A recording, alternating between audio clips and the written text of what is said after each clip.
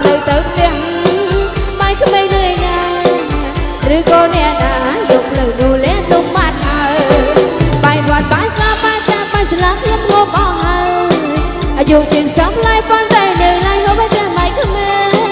រសជាតិយ៉ាងណាចង់ដឹងប៉ុនពេលសម្លបាយម៉ៃក្មេងដើរសាបឬមួយក៏ប្រៃតែគិតយកតែមេឃតែមួយជេយកជេថ្ងៃយកតែធ្វើអីមិនស្រួលព្រោះជេໄວអត់បានទេ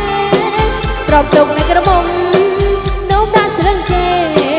បែបបង្កើតម៉ៃក្មេងសិនតែបងបងជាដូនមួយខ្លា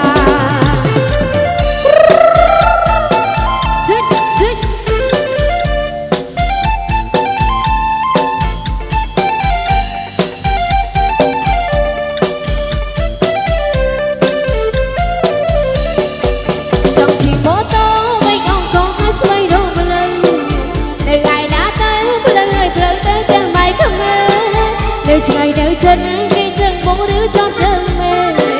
ខំឆៃតាមលេបងនៅតែអត់ឃើញផ្លូវសង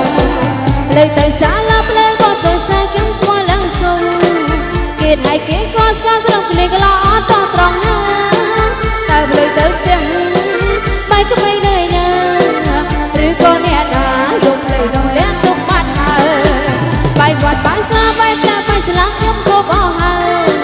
អាយុជាសាក់ឡាយប៉ុន្តែជាតិយ៉ាងណាចង់ដឹងពុនពេលសម្លបាយម៉ៃក្មេងតែសាប់ឬមួយក៏ប្រៃ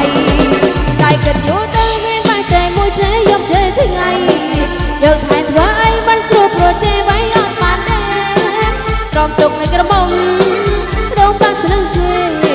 បែបបង្កើតម៉ៃក្មេងសិនតែបងប្អូនជាដូនមួយខ្លា